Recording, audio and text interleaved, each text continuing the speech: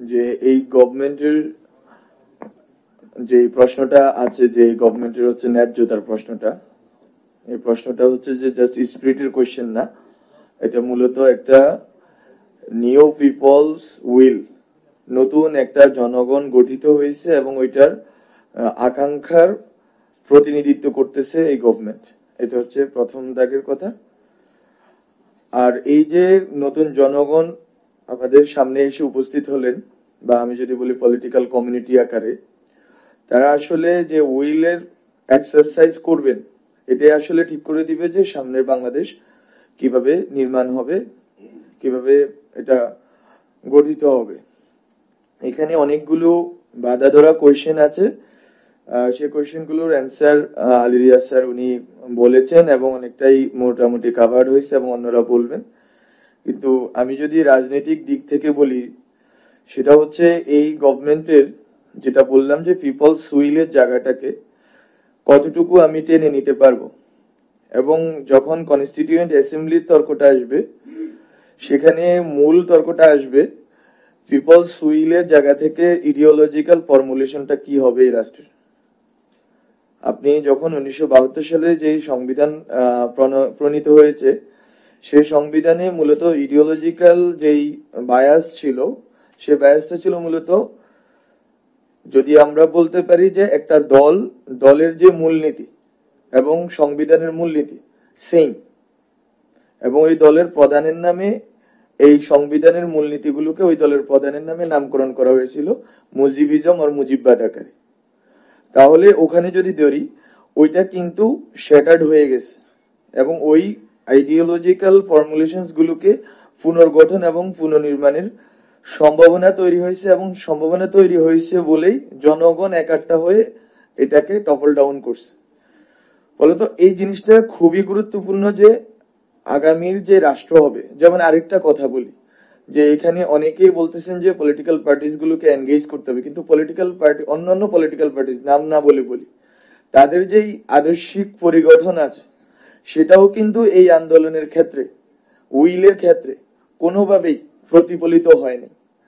ফলত ওই দলগুলোরও নিজেদের আদর্শিক রাজনৈতিক অবস্থানকে পুনর্গঠনের দরকার আছে পিপলস উইলের জায়গা থেকে, যে জনগণ কোন কোন অ্যাম্বিশন এবং অ্যাসপিরেশনকে সামনে রেখে নেমে এসেছে, সেটাকে একীভূত করা, সেটাকে নিয়ে গঠনের মানে যেই প্রশ্নটা, সেটা আমি মনে করি যে একটা পোস্ট ইডিওলজিক্যাল সিচুয়েশনে আমরা আছি, এবং এই নতুন বাংলাদেশে মূলত ওই জায়গাটাতে আমাদেরকে পৌঁছাতে হবে যেখানে আমরা আগেকার যে রাজনৈতিক দর্শনগুলোকে আছে, ওগুলোকে কিভাবে হচ্ছে আমরা পুনর্গঠন করব। এই পুনর্গঠনের ভিত্তির উপরেই নির্ধারণ হবে মূলত আমাদের স্টেটকে আমরা কিভাবে নতুন নতুন নীতি বা নতুন নতুন বক্তব্যের জায়গা থেকে পুনর্নির্মাণ করব। ফলত আমি মনে করি যে এইটা খুব গুরুত্বপূর্ণ, এবং এই জন্যই আমাদেরকে জনগণের কাছে যেতে হবে। জনগণের যে বৃহত্তর অংশ আছে, বৃহত্তর অংশ আসলে কি চাচ্ছে, এবং তাদের মূলত এই সংবিধানের যে মৌলিক মানবাধিকার জিনিসগুলো আছে বা আরো অনেকগুলো বিষয় আছে, সেগুলো কিন্তু এই নতুন সংবিধান লিখলে যে খুব বেশি ডিফারেন্সেস হবে এরকম না, কিন্তু ডিফারেন্সেসটা হবে কোথায়? আপনারা অনেকেই বলতেছেন পুনর্লিখন করতে হবে, পুনর্লিখনটা হবে কোথায়? ইন্টারন্যাশনাল হিউম্যান রাইটস যেটা আছে, এখানে অনেকগুলো কনভেনশন আছে, অনেকগুলো ট্রিটিজ আছে, সেগুলোকে ধরে কিন্তু আমরা হচ্ছে যে একটা প্রত্যেকটা রাষ্ট্র ওইটাকে ধরে আলোচনা করে, বা কিছু স্পেসিফিক টার্মিনোলজি আছে, কিন্তু মূলত পার্থক্যটা নির্ধারিত হবে 1972 সালের পিপল আর এখনকার পিপলের উইলের যে differences, at the same time খুব সতর্কভাবে ওই উইলের কন্টিনিউশনও বটে। 1971 যে পিপল, ওনাদের উইলের সাথে তো আমাদের উইলের খুব বেশি ডিফারেন্স নাই, ওইটা একটা রাজনৈতিক দলের ভিতরে ঢুকে গেছে। সেখান থেকে বের করে 1971 পিপলস উইলকে আমি কিভাবে 24 পিপলস উইলের সাথে কানেক্ট করব, সেই রাজনৈতিক প্রস্তাবনাও আমাদের থাকতে হবে, এবং ওই রাজনৈতিক প্রস্তাবনাটাকেই কনস্টিটিউশনে ট্রান্সলেটেড করতে হবে।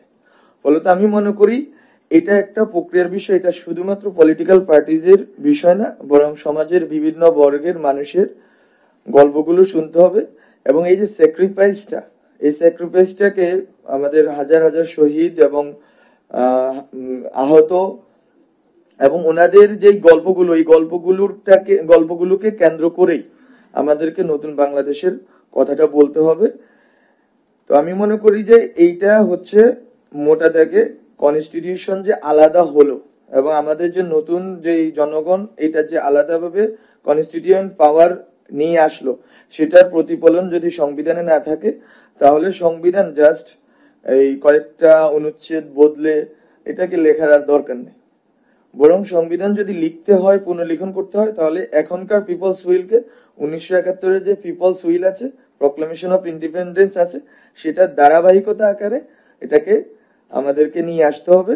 এবং ওইটার ভিতর দিয়ে আমরা মনে করি যে বাংলাদেশের জনগণ নিজেদের এখনকার যেই বাস্তবতা আছে, সেই বাস্তবতায় আদর্শিক রাজনৈতিক তর্কগুলোকে একটা মীমাংসার দিকে নিয়ে যেতে পারবে। যদি মীমাংসার দিকে নিয়ে যেতে না পারে, তাহলে যেটা হবে, এই সংবিধান অথবা আমরা যদি বলি গণপরিষদ, নতুন গণপরিষদ, কোনোটাই আসলে রাজনৈতিক ভাবে যখন এটা সামনে যাবে, মাঠে যাবে যখন, এটা টিকে থাকতে পারবে না। ফলত এই প্রশ্নটা, এই আদর্শিক এবং রাজনৈতিক প্রশ্নটা সমাধান করে ফেলতে হবে এই সংবিধানের ভিতর দিয়ে। এবং এই সংবিধানটা তখন ওই জায়গা থেকে লিখলেই আমরা, এবং ওই আমি বললাম যেটা, যে 1971 কন্টিনিউশন আকারে লিখতে হবে। এখানে অনেকেই আছেন মানে বাংলাদেশের রাজনৈতিক প্রেক্ষাপটে যারা 1971 যেই চেতনা বা 1971 যেই মানুষের যেই আকাঙ্ক্ষার প্রশ্নটাকে, এটাকে পাশ কাটিয়ে এগুতে চাচ্ছেন, আমরা মনে করি এটা আত্মঘাতী হবে। ওইটা অবশ্যই করা যাবে না। 1971কে কন্টিনিউশন আকারে রেখে 24-এ আমাদেরকে এসে দাঁড়াতে হবে এবং জনগণের নতুন এই যে জনগণ গঠিত হয়েছে, এই জনগণকে সাথে নিয়ে আমাদেরকে আদর্শিক রাজনৈতিক প্রশ্নটা ডিল করেই সংবিধানে ঢুকতে হবে। এবং এর বাইরে যেই আমাদের যে প্রশ্নগুলো আছে, তো এর বাইরে যে প্রশ্নগুলো আছে, মৌলিক মানবাধিকার এবং হচ্ছে যে ইনস্টিটিউশন বিল্ডিং এর প্রশ্নগুলো আছে, ওই ইনস্টিটিউশন বিল্ডিং এর প্রশ্নগুলো আমাদের প্রত্যেকটা সংগঠন, নাগরিক সংগঠন এবং হচ্ছে যে শ্রেণী যে পেশার মানুষ আছে, তাদের সাথে কথা বলে সেটাকে ঠিক করতে হবে। কারণ আমরা মূলত শেখ হাসিনার আমলে যেটা পরিলক্ষিত হয়েছে, সেটা হচ্ছে যে উনি ইনস্টিটিউশন গুলোকে ধ্বংস করে দিয়ে গেছে। এখন আপনি একটা স্টেটে যখন ইনস্টিটিউশন থাকে না, ইনস্টিটিউশন শুধু সাংবিধানিক, এখানে সাংবিধানিক প্রতিষ্ঠানের কথা বলা হয়েছে, শুধু সাংবিধানিক প্রতিষ্ঠান না, বরং এর বাইরেও রাষ্ট্র অনেক ধরনের ইনস্টিটিউশন আছে। ইনস্টিটিউশন বিল্ডিং এর যে প্রজেক্টটা আছে, এবং আমি বিভিন্ন জায়গায় বলতেছি যে ফেসিবাদ, আমরা তো এটাকে ফেসিবাদ আকারে যেহেতু দেখেছি, ফলত ফেসিবাদ কিন্তু ব্যক্তি পর্যায় পর্যন্ত পেনেট্রেটেড হয়েছে। ফলত ব্যক্তি পর্যায় পর্যন্ত মানুষের সংস্কার শব্দটা ইউজ করব না, এখানে আলোচনা টপিক ধরে এটাকে রিকনস্ট্রাক্টও যদি বলি, ব্যক্তি এবং সমাজকে রিকনস্ট্রাক্ট করার অ্যাম্বিশাস প্রজেক্টও বা ভিশনও সংবিধানে থাকতে হবে। ফলত আমি মনে করতেছি এই জায়গাগুলোকে ধরাটা খুব গুরুত্বপূর্ণ, যে আমি এই আদর্শিক ব্যক্তি সমাজ এই প্রশ্নগুলোকে ডিল করবো কিনা, নাকি শুধু রাষ্ট্রে থাকবো। তো ধন্যবাদ। আমি খুব জাস্ট পলিটিক্যাল এবং ইডিওলজিক্যাল কোশ্চেনটা ধরলাম, কারণ এখানে অনেকেই আমার শ্রদ্ধেয় শিক্ষক এবং অন্যরা আছেন যারা এটার আইনি দিক বা এটার সাংবিধানিক দিকগুলো ব্যাখ্যা করবেন।